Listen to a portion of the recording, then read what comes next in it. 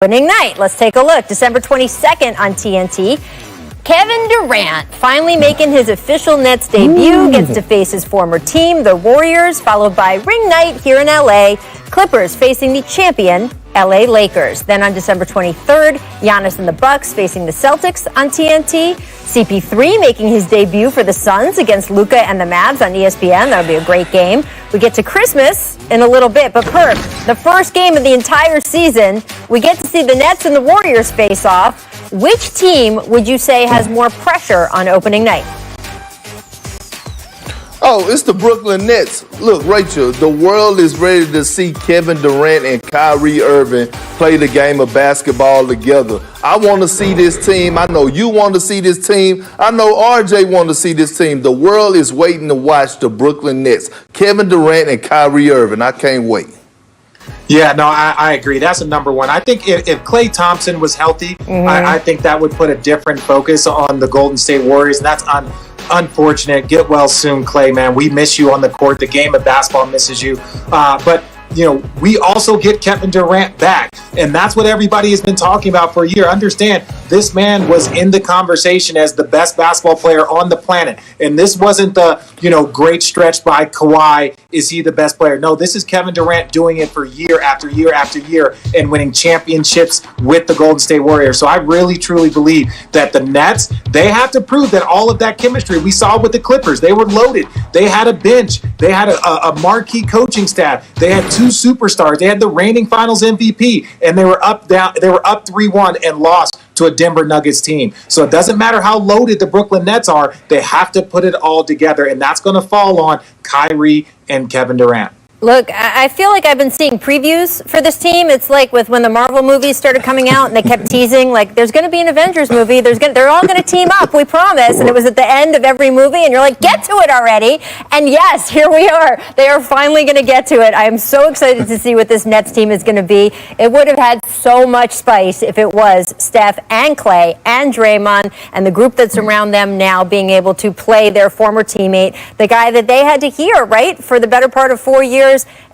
You weren't, only Kevin is what's really pushing you over the edge. So I would have liked to have seen a little bit of the spice there, but I do think without Klay, it's a different game. I am very excited to see the Brooklyn Nets. All right, both teams are also going to be part of the 5-game slate on Christmas Day, so let's get to that. Noon, we've got Zion and the Pelicans facing the defending Eastern Conference champs in Miami. That'll be on ESPN. And then over on ABC, Warriors-Bucks at 2:30, followed by Nets-Celtics. That is going to be Kyrie's return to Boston. And then at 8, Luka versus LeBron and Anthony Davis on both ABC and ESPN simulcast. Finally then at 10:30 Eastern on ESPN, but just dinner time out here on the West Coast, Clippers taking on the Nuggets in a Western Conference semifinals rematch. So Richard, if you had to pick which Christmas Day game is most intriguing for you? Oh, honestly, it's tough because the NBA does a great job of pairing these up. Oh, just pick one. Oh, shut up! I'm gonna say the Clippers one. I'm gonna say the Clippers one. You got a new coach. Paul George is talking about the amount of pick and rolls he needs. So you got a new coach. Your team is going to be adjusted. And the first team that you get is the team that just won 3 straight against you to put you out of the postseason. And you guys were heavily favored to win the championship. So that's the game that I'm going to be looking forward to. Me too, Richard. I'm going with the Clippers versus the Nuggets. And here's why. Because I want to see the Clippers get a heartbeat check. I want to know if they could bounce back to a team that knocked them out, like you said, that they had down 3-1. Paul George, all the complaining about this, that, and the other. Now you have a young stud in Ty Lue. Now you have no excuses. I want to see where your heart is, where the Clippers' heart is y'all go come in and handle y'all business against the Denver Nuggets. Now on the flip side, I want to see if the Denver Nuggets going to show the Clippers that this wasn't a fluke, that we own y'all. We're not scared of y'all. We could beat y'all any given time. He says you have a spark plug off the bench in Ish Smith, a dog who they call on the defensive end, and Troy Brown. So I like the makeup of those Washington Wizards team. You add a Russell Westbrook, a Ferrari engine to this ball club, and guess what, Rachel? It brought chocolate back to Chocolate City. Well, look, Okay. you make. I don't know what that means. I do. I'm from D.C. Perk, I got you. Look, No, I know. you make a good point, Perk, about Russell Westbrook being a known quantity, right? Like, we know what his faults are. We know what his strengths are. We know what his injury issues are. John Wall is such an unknown quality. So for the Wizards, having that known quality in Russell Westbrook, that partnership with Scottie Brooks, I think really is going to be a strength for them. And for whatever reason, the John Wall-Bradley Beal partnership, which has never worked great, isn't apparently something they want to continue with all the reporting about Wall asking for a trade. So even if you just got rid of a possibly contentious situation, that is a good thing. For Houston, this is a huge gamble because we have no idea what John Wall is going to be. John Wall, frankly, doesn't know what John Wall is going to be. The injury history of guards in particular, coming back from Achilles injuries, is not good, so he will have to buck that. I do think for John Wall, it is a good change of scenery, the weight of everything that happened with him in D.C. If he came out this season and, let's say, really played healthy and like his own self, he would be having to battle the expectations of not just this season, but the weight of his entire history with the team. And this way, he has a fresh start as well. So good for John Wall, good for the Wizards. I don't know yet if it's going to be good for the Houston Rockets. I will say, and we're watching this right now, this Dear D.C. letter from Wall. He was such a force in the Washington community, and I'm from that area. You guys know this. I do want to take just a second and commend the fact that he put himself out there over and over and over again over the last decade, whether it was recently for voting rights and civil rights issues, childhood hunger, low-income housing. He has done so much for the city of D.C. that I know there are a lot of people there who are giving him a salute on the way out, and they'll see what happens with Russ now. All right, guys, I want to switch over to our coast, the West Coast here. Yesterday, the Lakers and LeBron James agreeing to a 2-year extension. You heard Woj mention it, $85 million. It will keep him in the purple and gold through 2023. And as I did discuss with Woj, AD and the Lakers, full 5-year max extension, keeping him with the franchise until 2025. So, Perk, how many more titles can the Lakers win with this duo? Because LeBron is on 4 now, and you know who's at 5 and 6, respectively. Just saying. Right. And look, to be honest, I see the Lakers winning at least 2 titles, Rachel. And here's why.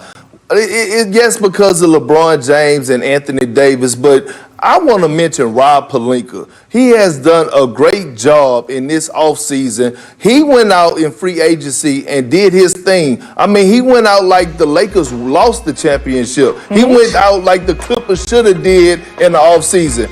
Acquiring Montrezl Harrell, signing him, getting Dennis Schroeder, getting Wesley Matthews at $3.6 million, getting rid of Danny Green contract at $15 million, re-signing Anthony Davis, right? A 27-year-old generational talent that's just hitting his prime. So he's locked in for 5 years, and the Lakers are probably going to get 3 to 4 years of AD in his prime. Yeah, no, Rob Pelinka did a great job. Again, that was, maybe there was some Rich Paul, maybe there was some Bron, but yes, you definitely need to give some love to Rob Pelinka for some of the moves that were orchestrated here, because the Lakers were the biggest winner in free agency, and that's very random. That the team that wins the championship is also the winner in free agency, so that should be scary. Now, there's always going to be like, how did they mesh, chemistry, new roles? That part is yet to be seen, but I don't want to put championship numbers on it. If they don't win one more championship with this pairing and this group of players, it will be a disappointment. But Perk, you know how hard it is to win. Would I be surprised if they won 2 more? No. Am I going to, the 2, they could win 3. Shoot, they should be the favorites every year. They don't have a team quite yet that's like the Golden State Warriors when they had Kevin Durant. When they had Kevin Durant, as long as they stayed healthy, nothing was going to stop them. This is still going to be a team that has to work, that has to fight, that has to get better. So I think over the course of this Bron extension and AD's contract, I think the championship one, I think, is what they should focus on. And then after that, anything other than that is just gravy. Well, they have so much going for them, right? They have obviously such a strength with LeBron and AD as the core of that team. It makes free agents want to come to you. It makes players want to come to you in a trade. It makes guys want to take less money to fit into the organization. But it's more than that. They have clarity, and that is what we have seen has been missing in so many locker rooms, right? Everybody knows what their job is on this Lakers team. And I think LeBron's first season in LA, there was obviously a lot of lack of clarity. And even the previous offseason, it's fantastic that it ended in a championship, but obviously there was some lack of clarity in that previous offseason. And now they've had great clarity in this offseason setting up the team. So I just think that that's a huge organizational advantage for them. And it's to their credit, to LeBron and AD's credit, and to Rob Pelinka's credit. And of course, let's not forget Frank Vogel's credit to set everything up that way. They have such a strength going into this year. All right, guys, we have such a strong show going into this show because coming up, we're going to be talking about our Christmas Day schedule, friends. Perk and Richard will answer what the best games are. First, though, here's a welcome back to The Jump. The NBA